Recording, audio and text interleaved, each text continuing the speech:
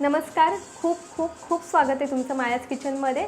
आणि आज आपण ऋषीपंचमी निमित्त ऋषीची भाजी पाहणार आहोत. गणेश चतुर्थीच्या दुसऱ्या दिवशी ऋषीपंचमी असते, तर कंदमुळं आणि वेलींवरती येणाऱ्या फळभाज्यांपासून ही भाजी केली जाते. तर पाहूया ऋषीपंचमी निमित्त ऋषीची भाजी. अळूची पानं बारीक चिरून घेतलेली आहेत, त्यासोबत देठही घेतलेली आहे. लाल भोपळा आपण इथे बारीक चिरून घेतलेला आहे. रताळे आपण इथे बारीक चिरून घेतलेले आहेत.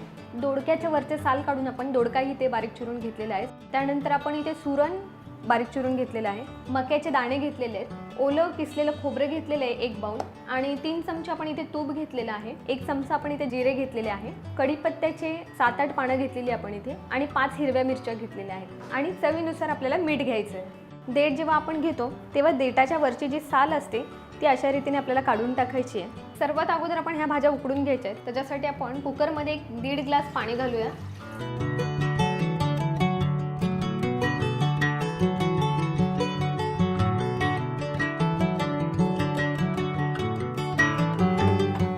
आपण ह्या स्वच्छ चिरलेल्या भाज्या कुकरला लावल्यात आणि कुकरच्या 2 शिट्ट्या घेणार आहोत.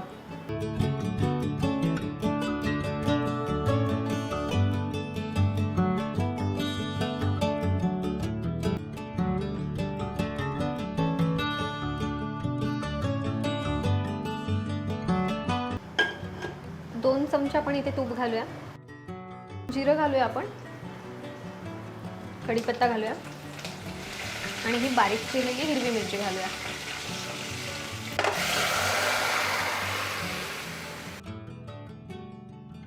ओलं खोबरं थोडं टाकायचं याच्यामध्ये.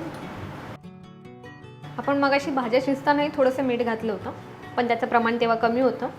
थोडं मीठ आपल्याला आता भाजी शिजतानाही घालायचं आहे. तुम्ही तुमच्या चवीनुसार मीठ घाला.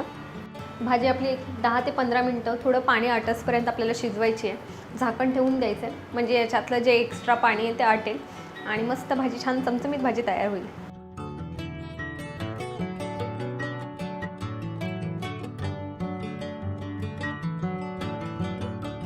आपली भाजी छान खाण्यासाठी तयार झालेली आहे. तुम्ही भाजी ही नक्की ट्राय करा.